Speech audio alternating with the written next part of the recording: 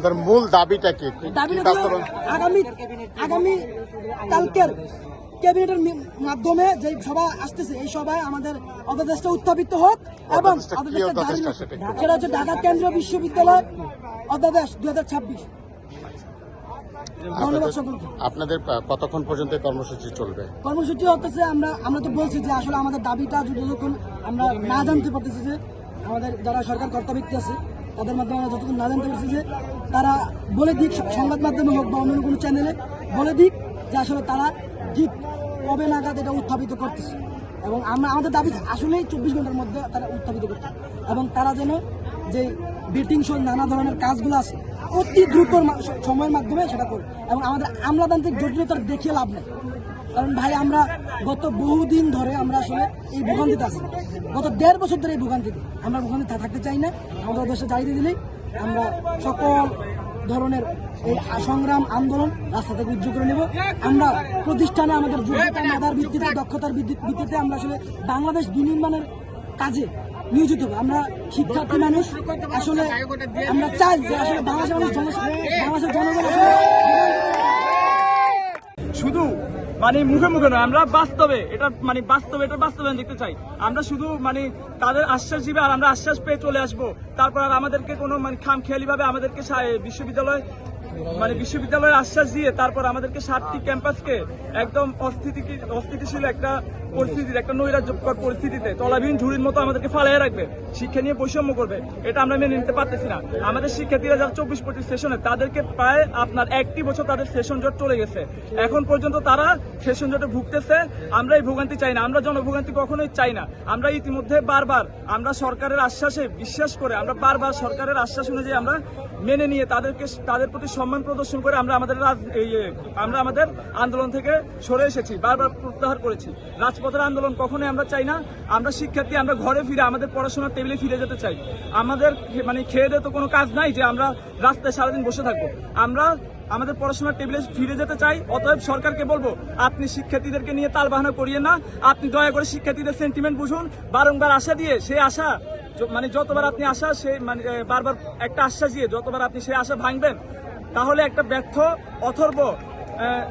অথর্ব মন্ত্রণালয় হিসাবে শিক্ষা মন্ত্রণালয় পরিচয় লাভ করবে। আমরা দ্রুত সময়ের মধ্যে শিক্ষা মন্ত্রণালয়কে বলবো, যেহেতু আমাদের শিক্ষার্থীদের মন্ত্রণালয় শিক্ষা মন্ত্রণালয়, তাদেরকে আমরা বলবো দ্রুত সময়ের মধ্যে আপনারা অধ্যাদেশ কার্যকর করুন, নয়তো আমাদের এই আন্দোলনের স্ফুলিঙ্গ আরো তীব্রভাবে ছড়িয়ে যাবে। এখন মনে করেন রুগী ঢাকা মেডিকেলে যেমন এই যে বাবুবাজার ব্রিজ থেকে নামার কোনো ইয়েই নাই, তাহলে আমরা জনগণরা কি জিম্মি করে তারা কি আন্দোলন করবে? তারা মানে কিসের আন্দোলন, এটা তো আমরা বুঝতেছি। আমরা তো আটকে গেলাম কথাটা বুঝি না, কিন্তু একটা জিনিস আপনার বুঝতে চেষ্টা করেন, হ্যাদের যদি কোনো দাবি থাকে, যে মন্ত্রণালয়ের দাবি আছে সেই মন্ত্রণালয় ঘেরাও করুক, কিন্তু সাধারণ জনগণের কষ্ট দিয়ে তো কোনো মানি হয় না। দেখা যেত যে বহুত রুগী আছে, বহুত অসুস্থ রুগী আছে, বহুত মানুষ আছে অসুস্থ, হাঁটতে পারে না, তারা গাড়িতে চলে। এখন এই যে ঘন্টার পর ঘন্টা পয়সা রয়েছে, এটা সাধারণ ছাত্ররা এখন কি মানুষদেরকে জিম্মি করে এটা করতেছে না? যে মানুষের দ্বারা ছাত্ররা আজকে এত কিছু করতে পারলো, আজকে মানুষের দ্বারায়, সাধারণ জনগণের দ্বারায় এত কিছু ছাত্ররা করতে পারতেছে, আজকে সাধারণ মানুষের জিম্মি কইরা আজকে তারা আন্দোলন রোডে গাড়ে কেন ভাই? এটা কোন ধরনের ভাই?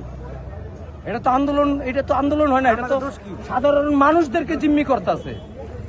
আজকে ছাত্ররা কি এটাই করবে?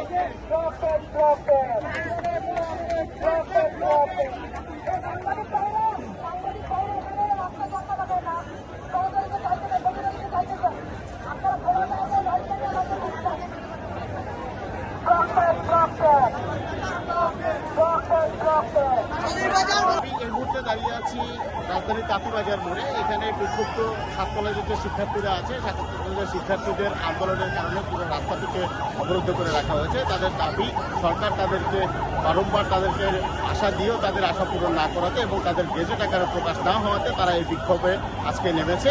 এবং শিক্ষার্থীরা যেটা বিভিন্ন শিক্ষার্থীদের সাথে আমরা কথা বলেছি এবং তাদের দাবি হচ্ছে যতক্ষণ না পর্যন্ত তাদেরকে সংশ্লিষ্ট কোনো কর্মকর্তারা এবং সংশ্লিষ্ট মন্ত্রণালয় থেকে তাদেরকে সঠিকভাবে বলা না হবে যে কখন একটা নির্দিষ্ট সময় না দেওয়া হওয়া পর্যন্ত তারা রাজপথ ছাড়বে না, তারা তাদের আন্দোলন চালিয়ে যাবে এবং তারা আগামী 2 কর্মদিবসের মধ্যে তাদের এই দাবি বাস্তবায়নের বিষয়ে আন্দোলন করছেন।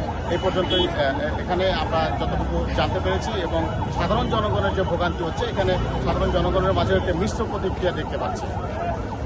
রনি মজুমদার, RTV, ঢাকা।